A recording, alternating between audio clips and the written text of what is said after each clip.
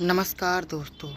आज की इस दुख भरी कहानी में हम रश्मि की दर्द भरी कहानी बताने वाले हैं। कभी कभी अपनों के लिए अच्छा सोचना कब बुरा बन जाता है हमें पता भी नहीं चलता। रश्मि के साथ भी कुछ ऐसा ही हुआ। तो आइए अब जानते हैं कि क्या है रश्मि की दर्द भरी कहानी। रश्मि एक मध्यम वर्गीय परिवार से थी जिसने अपनी स्नातक की पढ़ाई पूरी कर ली थी और वो अपने घर पर ही छोटे बच्चों को ट्यूशन पढ़ाती थी। रश्मि का रंग गोरा था और वह दिखने में बिल्कुल गुड़िया की तरह थी। रश्मि के माता पिता उसकी शादी के लिए एक अच्छे लड़के की तलाश कर रहे थे। तभी रश्मि के मामा एक लड़के के बारे में बताते हैं। वो कहते हैं कि लड़के का नाम प्रशांत है। वह किसी कंपनी मैनेजर के पद पर है और महीने के 70,000 कमाता है। रश्मि के माता पिता ने लड़के की फ़ोटो देखी तो उन्हें लड़का पसंद आ गया। जब रश्मि की माँ ने रश्मि को लड़के की तस्वीर दिखाई तो रश्मि ने कहा, जब आप दोनों को लड़का पसंद है तो मुझे भी पसंद है। अब लड़का और लड़की वालों के परिवार ने मिलकर शादी की तारीख तय कर दी। रश्मि के माता पिता बहुत खुश थे। उनकी बेटी की शादी एक अच्छे घर में हो रही है। पूरे धूमधाम से रश्मि की शादी हो गई। अब रश्मि अपने बचपन के घर को छोड़कर एक नए घर पर चली गई। कुछ दिन तो रश्मि को अपने माता पिता की बहुत याद आई और अपने घर की भी बहुत याद आई। रश्मि की शादी की अब महीने बीत गए थे। अब रश्मि का पति प्रशांत रश्मि के साथ पहले जैसा व्यवहार नहीं करता था। रश्मि से वो चिड़ा सा रहता था। प्रशांत अब न पहले जैसा रश्मि को प्यार करता था और ना ही उसकी बातों को मानता था। रश्मि को समझ नहीं आ रहा था कि वो क्या करे।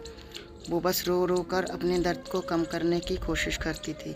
एक दिन रश्मि को पता चला कि प्रशांत सिगरेट पीने के बहाने छत पे जाता है और किसी लड़की से बातें करता है। जब रश्मि ने प्रशांत से पूछा कि आप रोज़ाना छत पे जाकर किससे बात करते हो, तो इस पे प्रशांत ने जवाब दिया कि वो मेरे ऑफिस का फ्रेंड है, बस उसी से बात करता हूँ और तुम अपने काम से मतलब रखो, ज़्यादा सीआईडी बनने की ज़रूरत नहीं है। होली का दिन था। प्रशांत के कुछ दोस्त उसके घर आए थे। सभी ने घर पर पार्टी किया। उस दिन प्रशांत एक दोस्त को थोड़ा ज़्यादा ड्रिंक कर लिया था और उसने नशे में रश्मि के सामने जाकर कहा, भाभी आप इतनी प्यारी और मासूम हो फिर भी प्रशांत भाई दिन भर उस घमंडी नेहा से बात करते रहते हैं। लगता है कि आप प्रशांत भाई का सही से ख्याल नहीं रखते। यह सुनकर रश्मि का शक अब हकीकत बन चुका था। अगली सुबह जब रश्मि ने प्रशांत से पूछा कि ये नेहा कौन है और क्या लगती है आपकी। प्रशांत, मैं तुम्हें क्यों बताऊँ, रश्मि में बीवी है आपकी। प्रशांत, देखो तुमसे पहले वो मेरी लाइफ में आई। रश्मि, तो फिर मुझसे शादी क्यों किया। प्रशांत, बस तुम अच्छी लगी इसलिए शादी कर लिया। रश्मि, अब तुम देखना मैं उस कमीनी लड़की को कैसे सबक सिखाती हूँ। नेहा को जब रश्मि ने कमीनी कहा तो प्रशांत ने गुस्से में रश्मि को बहुत मारा और उसके कमरे में बंद कर दिया।